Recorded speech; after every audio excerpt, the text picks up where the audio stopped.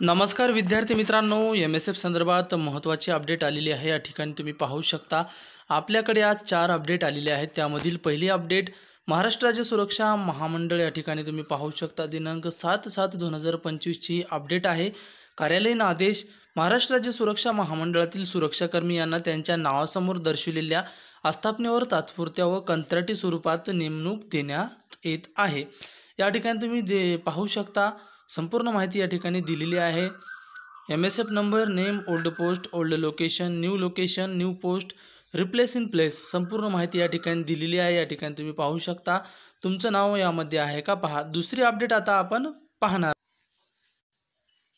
या ठिकाणी तुम्ही पाहू शकता दुसरी अपडेट दिनांक 9/7/2025 ची आहे।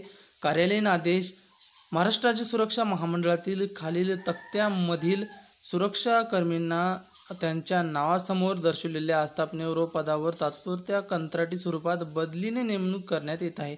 या ठिकाणी पण संपूर्ण माहिती दिलेली आहे। यामध्ये तुमचं नाव आहे का पहा। तर चला तिसरी अपडेट पाहूया।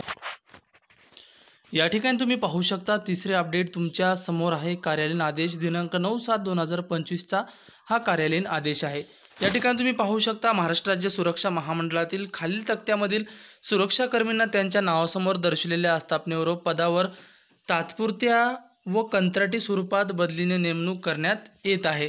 या ठिकाणी तुम्ही पाहू शकता संपूर्ण माहिती तुमच्या समोर आहे। विद्यार्थी मित्रांनो, ह्या तिन्ही PDF तुम्हाला आपल्या टेलिग्राम चॅनलवर मिळणार आहे।